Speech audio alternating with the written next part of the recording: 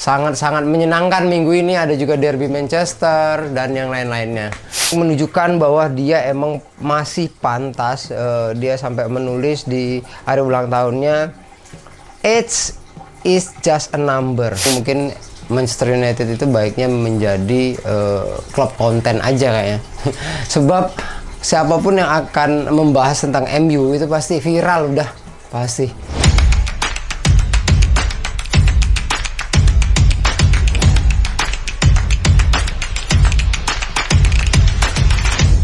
Selamat hari Senin, Sobat Balcipa, ketemu lagi di minggu ini, tepatnya tanggal 15 September 2025. Serie A di pertandingan minggu ketiga. Jadi setelah jeda internasional, akhirnya kita kembali lagi di liga-liga, terutama di top Eropa. Menarik sekali pertandingan minggu ini, sangat menarik sekali. Mulai dari saya nonton Juventus sama Inter Milan, ada ya semalam juga yang jelas saya nonton AC Milan. Sangat-sangat menyenangkan minggu ini, ada juga derby Manchester dan yang lain-lainnya. Yang pertama dan utama yang akan saya bahas tentu saja adalah AC Milan.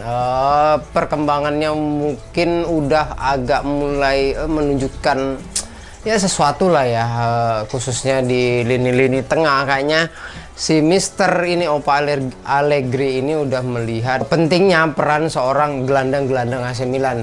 Terbukti setelah di babak kedua itu AC Milan berhasil mencetak gol melewati pemain yang usianya sangat muda, yaitu 20 tahun ya.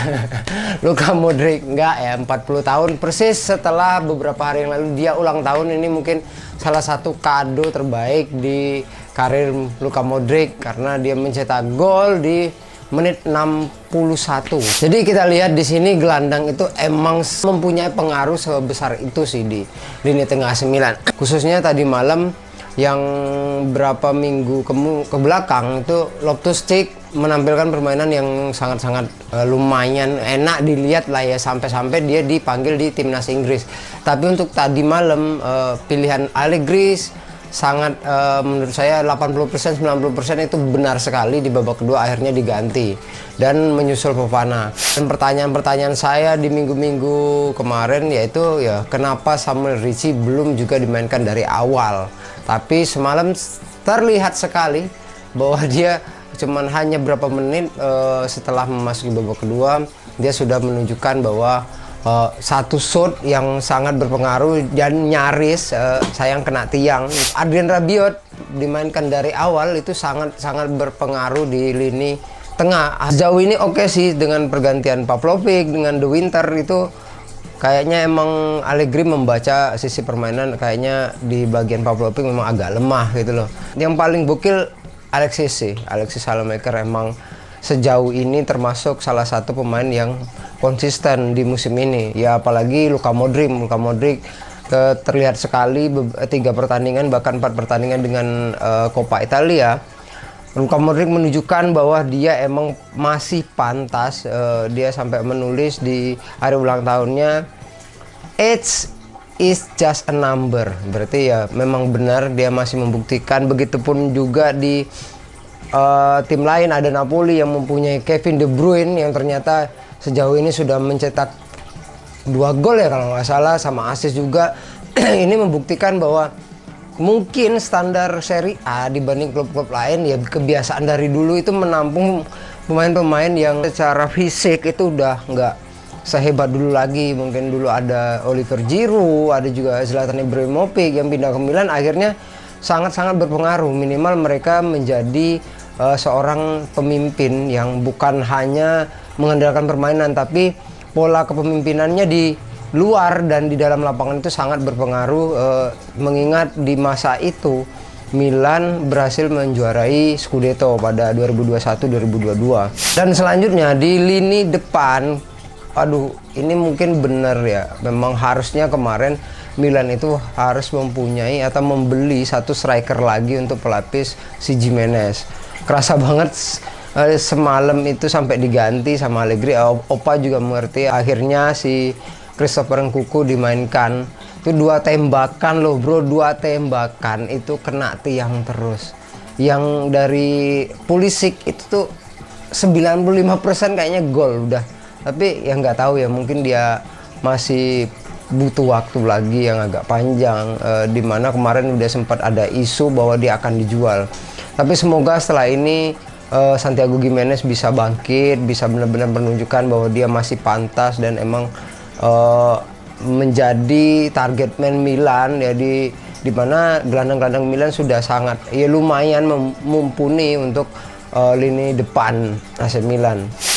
Ya dengan masuknya Christopher Nkunku lumayan menjadi perubahan di lini depan. Sayangnya kalau menurut saya bukan menyalahkan wasit, tapi emang dari babak pertama terjadinya kartu kuning berapa kali, Tomori kartu kuning, terus yang lainnya kartu kuning, itu wasitnya sepertinya agak gimana ya, begitulah. Sepanjang permainan beberapa musim ke belakang yang saya lihat seketika Milan main itu mungkin ya, bukan saya aja yang bilang, itu pernah ada di forum-forum Twitter, banyak yang ngomong wasit itu agak ya begitulah, mungkin takut kalau Milan bangkit lagi, kita nggak tahu juga ya. Ya overall oke aja sih untuk Milan, mungkin diperbaiki lagi ya, itu tadi lini depannya kerasa banget dengan cederanya Rafael Leao belum main, Santi Giménez nggak ada backup, mungkin ini Christopher Nkunku kayaknya jadi backupnya Santiago Giménez. Tapi memang mungkin di bursa transfer Januari Milan harus mendatangkan beberapa penyerang lagi, kayak gelandang udahlah ya, udah kebanyakan, back juga masih banyak, numpuk banget itu. Terus sangat disayangkan semalam kapten kita McMahon harus nggak tahu cederanya belum update saya sih, kayaknya kakinya kenapa gitu ya. Lanjut, sebelumnya ada pertandingan Inter sama Juve. Muhammad Al-Katirim bilang kalau itu adalah satu dari best derby di Italia sepanjang sejarah. Oke sih, iya sih, ngeri sih. Ada apa istilahnya, Thuram Brothers yang saling unjuk gigi sana, satunya ngegol, satunya gol lewat sundulan, sama-sama lewat sundulan dengan selebrasi yang sama, sampai bapaknya sang legenda Lilian Thuram itu ketawa-ketawa lihat mereka. Ya itu keren sih, saya akuin itu pertandingannya keren. Berharap kemarin ya memang Internya kalah, kalau enggak ya imbang aja gitu biar adil. Selanjutnya pertandingan besar yang lain, ada derby Manchester United melawan Manchester City di kandang City semalam.